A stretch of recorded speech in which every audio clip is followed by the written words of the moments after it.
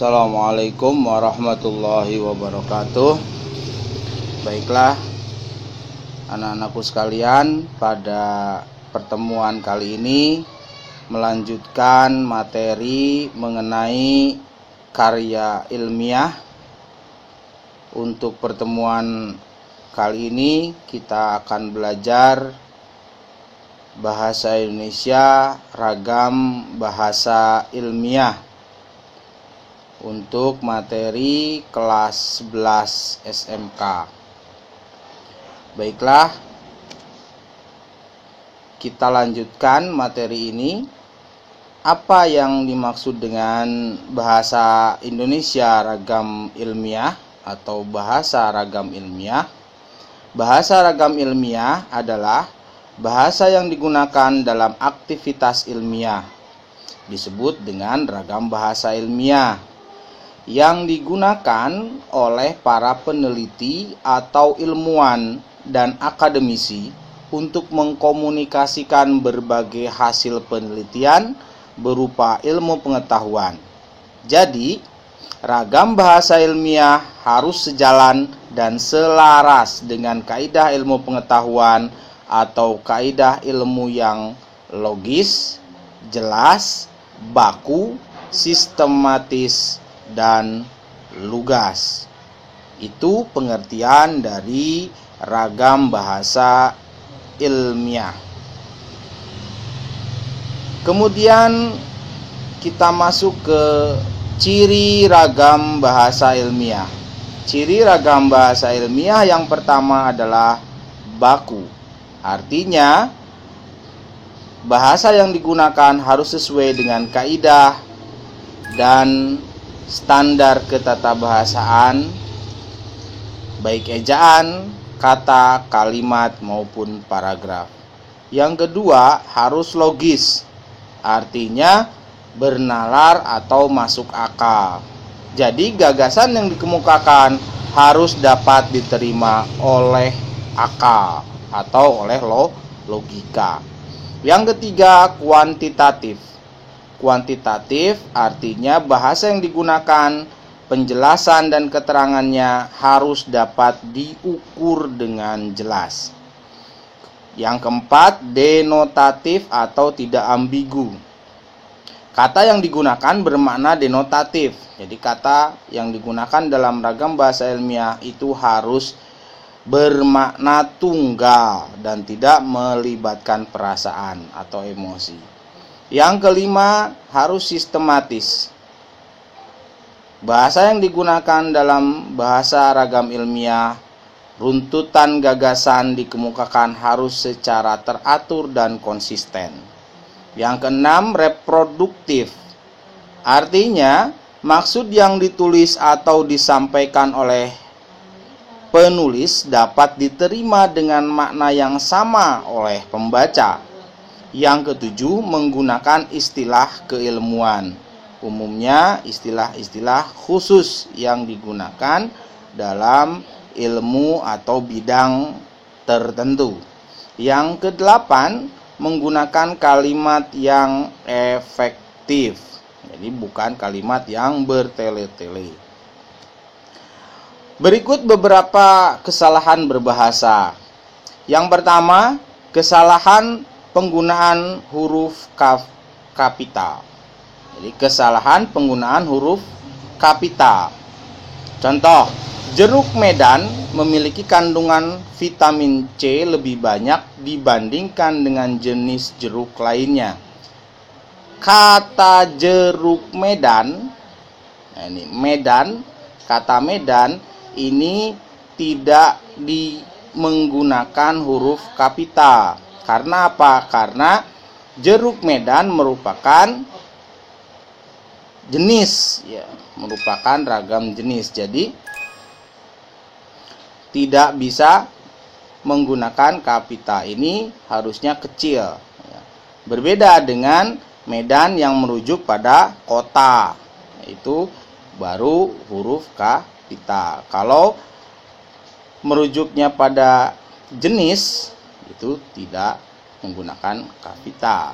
Yang kedua, Kesalahan penggunaan tanda baca. Di sini ada penggunaan tanda koma. Vitamin C dan B terdapat dalam jeruk medan.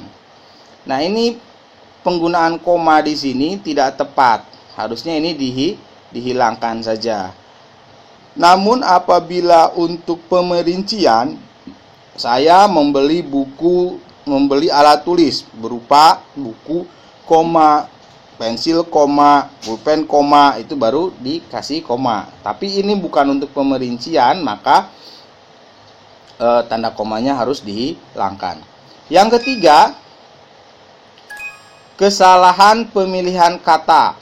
Contoh, bahasan ini tidak hanya untuk para peneliti saja.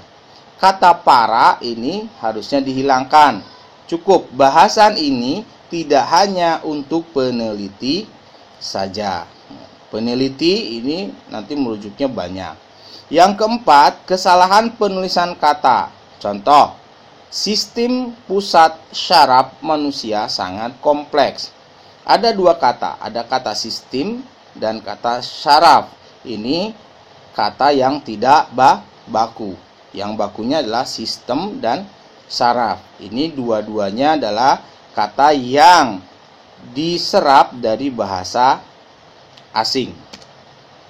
Yang kelima, kesalahan struktur kalimat. Contoh, ini penelitian belum pernah ada yang dipublikasikan.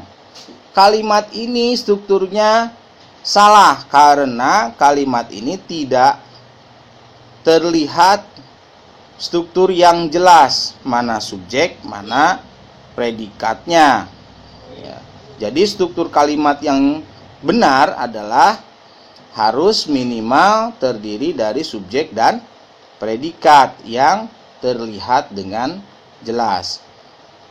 Kalimat ini tidak jelas mana subjek dan predikatnya. Maka yang benar adalah penelitian ini belum pernah dipublikasikan. Kata ini dipindahkan di depan kata penelitian.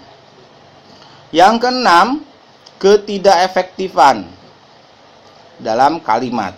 Jadi banyak kita menggunakan kalimat yang tidak efektif. Salah satunya adalah kita banyak menggunakan kalimat yang rancu. Yang rancu. Contoh, sudah berulang kali uji coba ini dilakukan. Oh, ini berulang kali harusnya ya, bukan berungkali ya, tapi berulang kali uji coba ini dilakukan. Harusnya sudah berkali-kali uji coba ini dilakukan, bukan berulang kali. Yang kedua ada pleonastis, artinya berlebihan. Contoh, metode yang digunakan sangat tepat sekali. Sangat tepat sekali. Ini harusnya metode yang digunakan sangat tepat. Buang saja sekalinya. Yang ketiga adalah salah nalar. Contoh, hipotesis ini ingin saya teliti. Nah, kata ingin ini berarti belum melakukan sebuah penelitiannya. Maka diganti dengan kata akan. Hipotesis ini akan saya teliti. Yang berikutnya bermakna ganda. Artinya makna ganda itu ditafsirkan, kalimatnya bisa ditafsirkan lebih dari dua. Contoh, responden baru mengisi instrumen yang dibagikan. Kalimat ini bermakna ganda, bisa bermakna respondennya yang baru atau seorang responden yang baru mengisi instrumen. Jadi subjek dan predikatnya yang ganda, bermakna ganda. Bisa respondennya, responden baru, terus kemudian bisa responden yang baru mengisi instrumen. Maka diubah saja menjadi responden yang baru akan mengisi instrumen yang dibagikan. Artinya respondennya baru, kemudian mengisi instrumen yang dibagikan. Yang ketujuh, dipengaruhi oleh bahasa asing. Berikutnya, dipengaruhi oleh bahasa asing atau daerah. Contoh, peneliti sedang mengkaji di mana kesalahan yang ditemukan. Seharusnya peneliti sedang mengkaji kesalahan yang ditemukan. Ini kalimatnya. Coba bandingkan ya. Ini ada kata di mana, itu dihilangkan. Di mana ini terpengaruh oleh bahasa asing. Demikian untuk materi tentang ragam bahasa ilmiah. Semoga bermanfaat. Assalamualaikum warahmatullahi wabarakatuh.